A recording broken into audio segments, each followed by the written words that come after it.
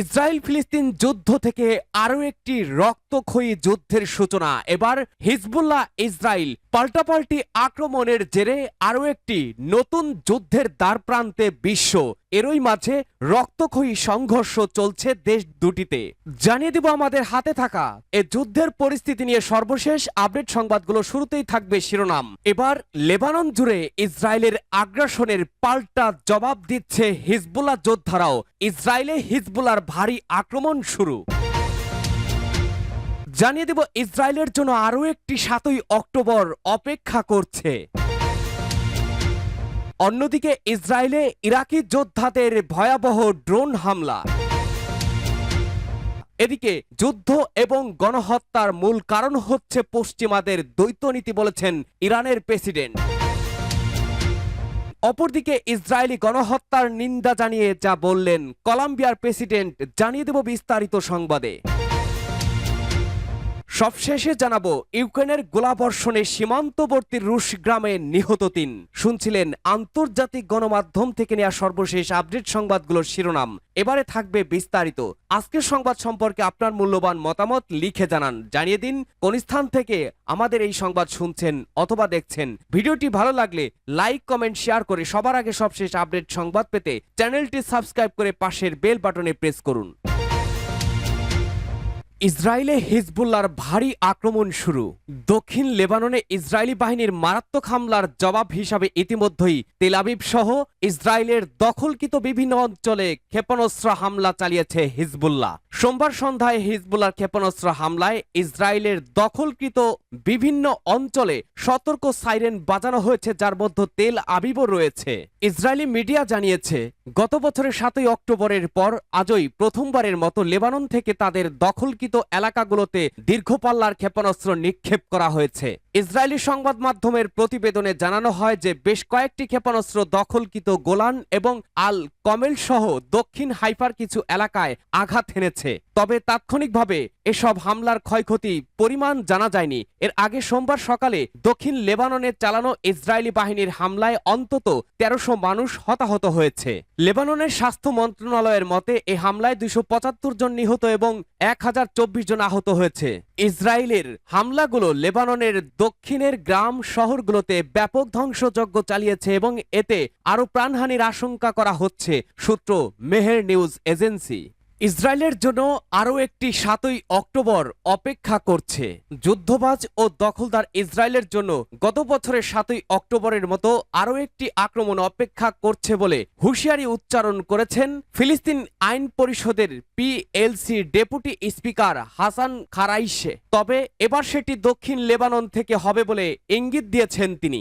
সম্প্রতি কুদস international news এজেন্সির কুদস press সঙ্গে এক সাক্ষাৎকারে খারাইশেহ ইসরায়েলি সামরিক অবস্থানের উপর হিজবুল্লাহর আক্রমণের প্রশংসা করেছেন। তিনি হিজবুল্লাহর কয়েক ডজন রকেট নিক্ষেপের কথা উল্লেখ করে বলেছেন, রোববার সকালের এই অভিযান স্পষ্টভাবে প্রমাণ করে যে লেবাননের সশস্ত্র গোষ্ঠীটি এখনও যথেষ্ট শক্তিশালী। পিএলসির ডেপুটি স্পিকার ওই সাক্ষাৎকারে বলেন, ইসরায়েলের অবশ্যই গত ৭ই অক্টোবরের মতো আরও একটি নতুন অভিজ্ঞতা হবে, তবে এবারেরটি আর গাজা থেকে নয়, দখলকৃত ফিলিস্তিনের উত্তরে এবং লেবাননের দক্ষিণ থেকে হবে। ফিলিস্তিন স্বাধীনতাকামী সংগঠন হামাস গত বছরের ৭ই অক্টোবর আল-আকসা ঝড় নামে একটি অভিযান চালিয়েছিল। অভিযানটি দখলদার ইসরায়েলি বাহিনীর বিরুদ্ধে ফিলিস্তিনিদের উপরে বহু বছর ধরে চালিয়ে আসা আগ্রাসনের প্রতিক্রিয়া হিসেবে পরিচালিত হয়েছিল বলে জানায় Hamas.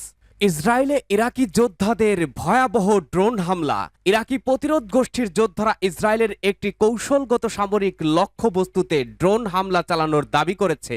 Islamic resistance in Iraq সোমবার সকালে টেলিগ্রাম চ্যানেলে প্রকাশিত বিবৃতিতে বলেছে, তারা ড্রোন দিয়ে ইসরায়েলি সেনাবাহিনীর গোলানি ব্রিগেডের পর্যবেক্ষণ ঘাঁটিতে হামলা চালিয়েছে।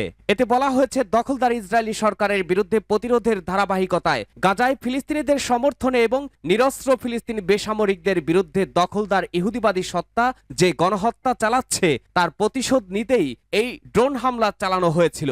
জোটটি উল্লেখ করেছে যে এটি দখলকৃত জমি জুড়ে গুরুত্বপূর্ণ স্থাপনাগুলিকে লক্ষ্যবস্তু ও ধ্বংস করতে থাকবে। ইরাকের ইসলামী রেজিস্ট্যান্স গত বছরের 7 অক্টোবর থেকে দখলকৃত অঞ্চল জুড়ে সংবেদনশীল লক্ষ্যবস্তুগুলির বিরুদ্ধে এরকম অসংখ্য অভিযান পরিচালনা করেছে। ইসরায়েলি সামরিক বাহিনীর নির্মম হামলায় এ পর্যন্ত অন্তত 41,431 ফিলিস্তিন নিহত হয়েছেন, যাদের অধিকাংশই নারী ও শিশু। যুদ্ধ এবং গণহত্যার মূল কারণ হচ্ছে পশ্চিমাদের দ্বৈত নীতি। ইসলামী প্রজাতন্ত্র ইরানের প্রেসিডেন্ট ডক্টর মাসুদ পেজেশকিয়ান পশ্চিমাদের দ্বৈত নীতির সমালোচনা করে বলেছেন, তাদের এই নীতি অবস্থানের কারণে সারা বিশ্বে রক্তপাত এবং যুদ্ধ ছড়িয়েছে। সোমবার নিউ ইয়র্কের জন এফ কেনেডি বিমানবন্দরে পৌঁছে সাংবাদিকদের কাছে এই মন্তব্য করেন তিনি। জাতিসংঘ সাধারণ পরিষদের ৭৯তম বার্ষিক অধিবেশনে যোগ দেওয়ার জন্য পেজেশকিয়ান নিউ ইয়র্ক সফর করছেন। জাতিসংঘ সাধারণ পরিষদের অধিবেশনে ইরানের প্রেসিডেন্টের ভাষণ দেওয়ার কথা রয়েছে।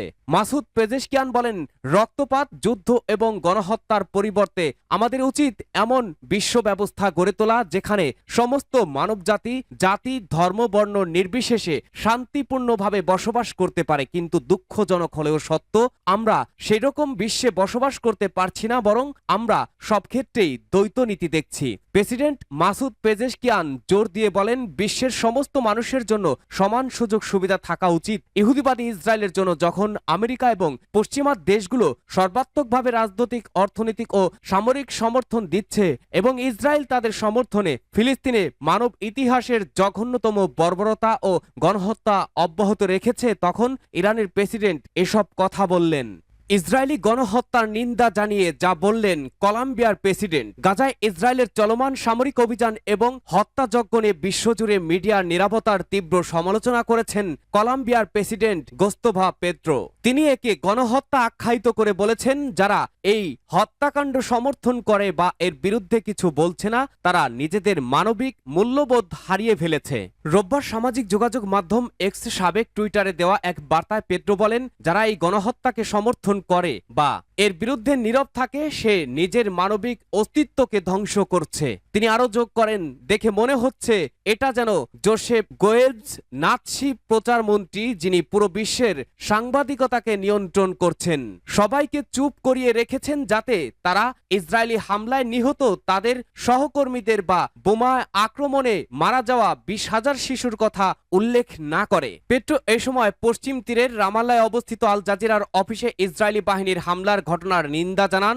ইসরায়েলি বাহিনী ওই অফিসটি 45 দিনের জন্য বন্ধ রাখার নির্দেশ দেয়। প্রেসিডেন্ট পেদ্রোর এই মন্তব্য এমন এক সময়ে আসলো যখন যুক্তরাষ্ট্রের ইহুদি বিদ্বেষ বিষয়ক বিশেষ দূত ডেবোরা লিপ স্টার্ট পেদ্রোর ইসরায়েলের সামরিক কার্যক্রম নিয়ে করা সমালোচনাকে ইহুদি বিদ্বেষ বলে অভিহিত করেছেন। এ প্রসঙ্গে পেদ্রো বলেন, ফিলিস্তিনিরাও সেমিস্টিক জনগোষ্ঠীর অংশ, আর গাজায় শিশুদের হত্যা করাটাই আসল ইহুদি বিদ্বেষ। এ সময় তিনি কখনোই ইহুদি বিরোধী নন এবং তিনি ধর্মীয় স্বাধীনতা বিশ্বাস করেন বলেও উল্লেখ করেন।